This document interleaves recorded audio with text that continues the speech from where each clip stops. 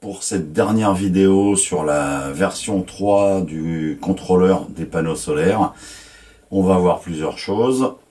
Le test du circuit imprimé pour vérifier qu'il fonctionne, la mise au point incrémentale par étape du nouveau boîtier, l'assemblage final et la correction logicielle d'une légère erreur de conception sur le circuit imprimé.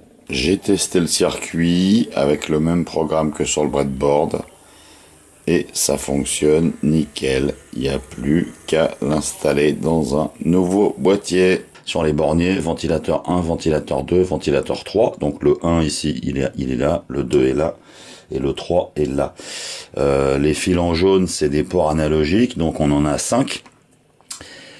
Les 3 capteurs de température des panneaux, alors là je les ai mis directement dans les borniers, hein, j'ai pas fait le câblage encore. Le capteur de température intérieure et le potentiomètre pour régler la température cible. Donc on va tout simplement vérifier que l'ensemble fonctionne avant d'aller installer ça dans quelque chose de plus définitif. J'ai fait un premier test sur le réglage de la température cible, qui est ici, hein, il y a marqué C égale 13.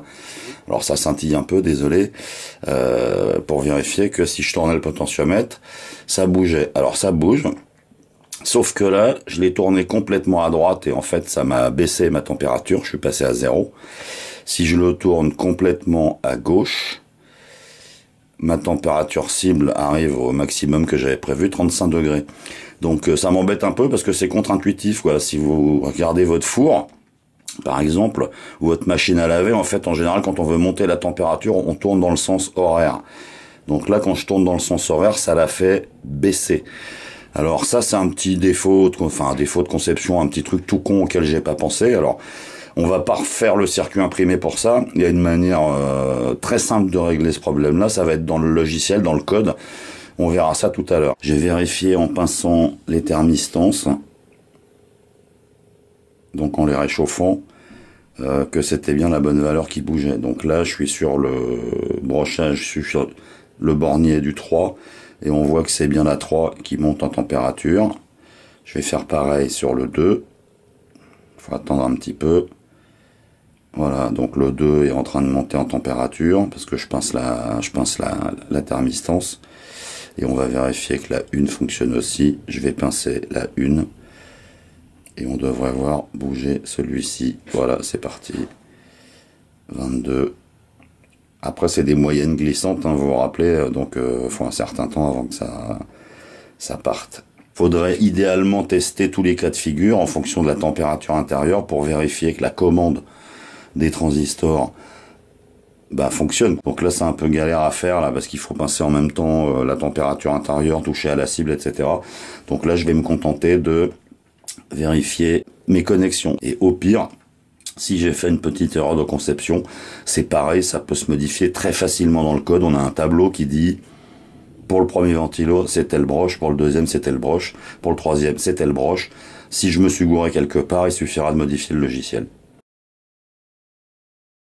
C'est un brouillon, hein, je suis reparti de l'ancien modèle, sachant que la carte Arduino Shield, elle va ici, donc ça c'était bon. Normalement, mes perçages pour le câble USB, l'alimentation sont corrects. Ce qui a changé, c'est cette partie-là. Donc le circuit imprimé qui a pas la même dimension que ce que j'avais avant.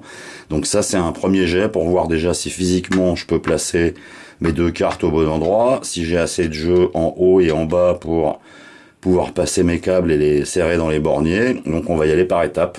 Le placement des 2 platines dans le boîtier tombe bien, hein, les têtes de vis sont au bon endroit. Alors là c'est pas définitif, hein, c'est des écrous nylon, mais sur la version finale en fait ça sera une vis qui sera vissée dans une entretoise qui fera partie du boîtier lui-même. J'ai avancé sur le câblage, donc là on a tous les ports analogiques qui sont connectés, donc les capteurs de température petard, l'alimentation qui est connectée. J'ai mis des petits colsons pour que ça bouge pas parce que je pense que ça sera mon câblage définitif. Je vais pouvoir terminer la connexion des 3 broches digitales.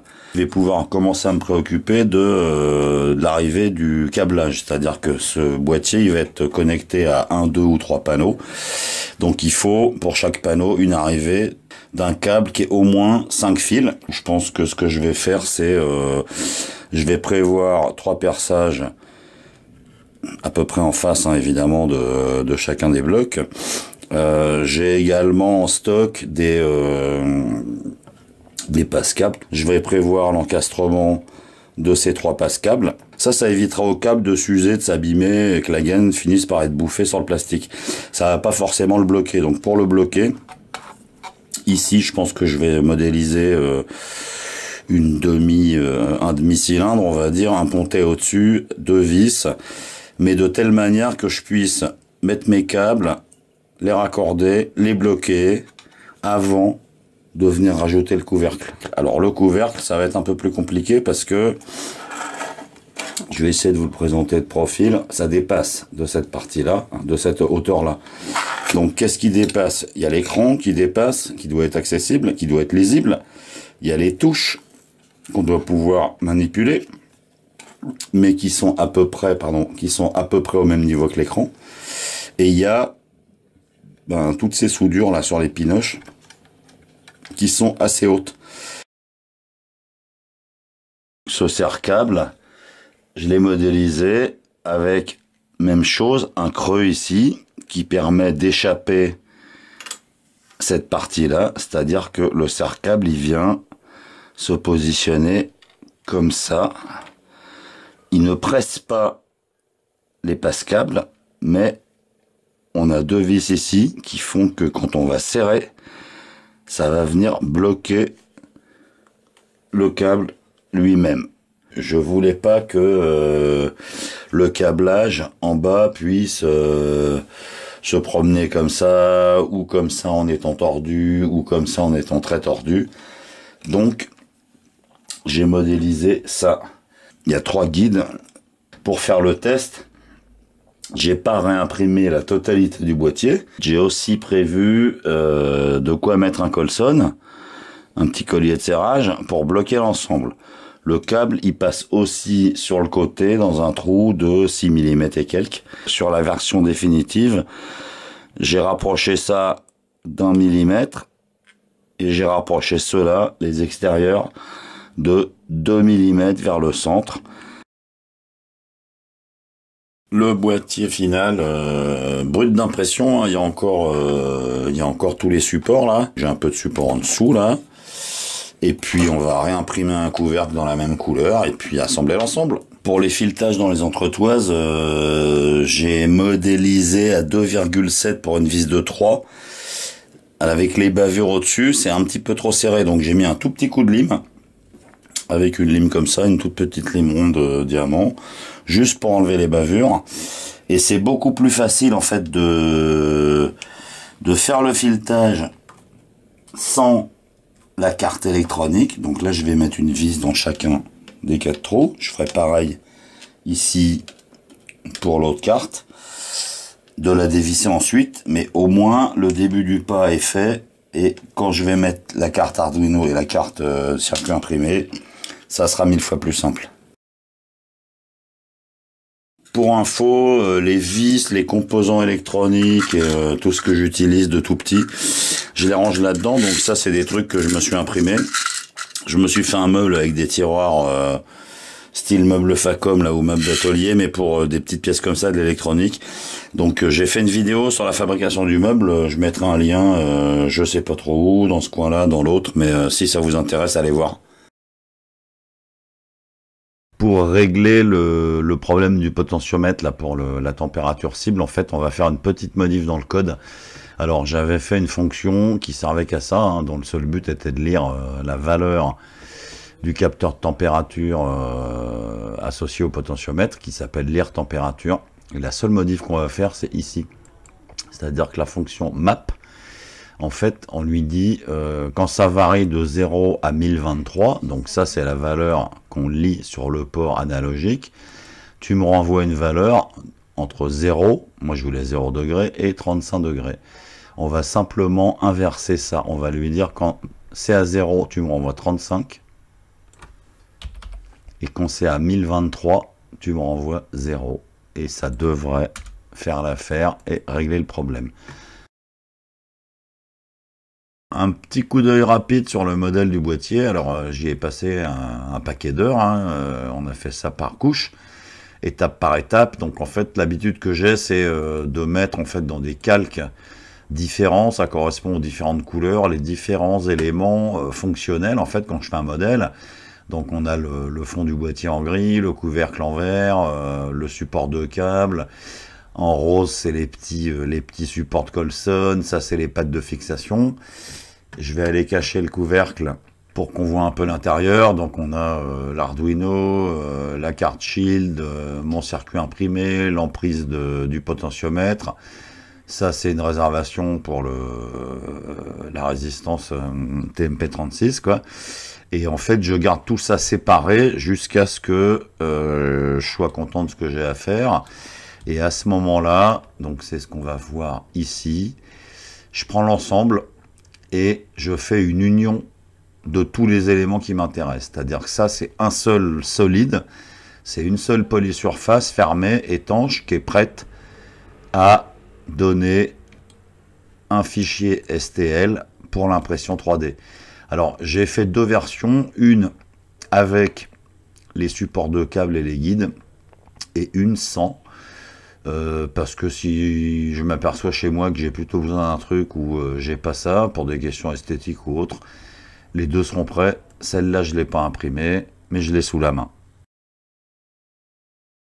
L'Arduino est fixé avec ses 4 vis. Maintenant, on va venir emboîter le shield et le circuit imprimé. Alors, l'intérêt d'avoir mis des Colson là quand j'ai fait le premier montage, c'est que c'est assez rigide, assez solide, donc c'est facile à mettre en place. Ça bouge pas, très peu. Quand je le démonterai, je serais content de savoir que ça bouge pas. La carte est fixée, 1, 2, 3, 4. Il reste plus qu'à connecter les 3 ventilateurs, donc il va falloir que je prépare les câbles. Le câblage sur les borniers intérieurs c'est fait, donc j'ai choisi des couleurs pour les ventilos et puis pour les capteurs de température. J'ai remis le serre-câble en fait rouge, hein, j'en ai pas réimprimé un. Alors c'est à l'intérieur du boîtier, ça se voit pas, c'était pas la peine. Donc là les câbles ils sont quand même pas mal bloqués. Maintenant, avant de mettre les Colson ici pour terminer de les verrouiller, ce que je vais faire, c'est que je vais faire un test de continuité électrique. C'est-à-dire que je vais prendre le multimètre et je vais vérifier que entre le jaune et le jaune, j'ai bien une continuité entre le gris et le gris, le blanc, etc. sur chacun des 3 câbles. Montage final terminé avec le couvercle remis dessus, vissé. Alors le boîtier, je suis pas mécontent. Je gagnerai pas un grand prix de design avec ça parce que c'est pas forcément joli, mais c'est fonctionnel. Là, j'ai prévu des petites pattes supplémentaires pour, par exemple, venir mettre des Colson si nécessaire pour fixer le câble d'Alim ou autre. J'en sais rien, ça peut toujours servir. J'en ai mis également sur le côté. Les touches, elles sont juste accessibles avec le bout de l'ongle, donc ça c'est bien parce que l'idée c'est pas un truc qu'on va venir régler tout le temps quoi. Une fois qu'on a réglé le nombre de panneaux et le mode de fonctionnement c'est bon. La petite modif logicielle pour régler la température cible. Alors je tourne dans le sens des aiguilles d'une montre et vous voyez que là ça monte. Je tourne sens anti-horaire, ça descend, donc la petite modif dans le code, et ça règle le souci directement, donc ça c'est parfait. Les ventilos eux-mêmes, le branchement c'est du provisoire, hein, c'est-à-dire que ce qu'on voit ici c'est le capteur de température, je vais essayer de le mettre là, la TMP36 qui est simplement soudé. Là il y a un petit connecteur que je peux retirer, clac, sur le ventilateur. Tout ça, normalement, c'est dans le panneau avec le ventilo. Donc, comme j'ai pas encore les 3 panneaux qui vont aller avec cet appareil, j'ai fait un montage provisoire, mais ça tient. Donc, pour les 3 panneaux, il va falloir attendre que j'ai la maison. Donc, ça sera pour l'année prochaine. Mais en tout cas, je suis prêt à tout installer. Le boîtier fonctionne, l'électronique fonctionne, je suis content. Alors, à la prochaine. Et pour ceux que ça intéresse, il va falloir un peu de patience.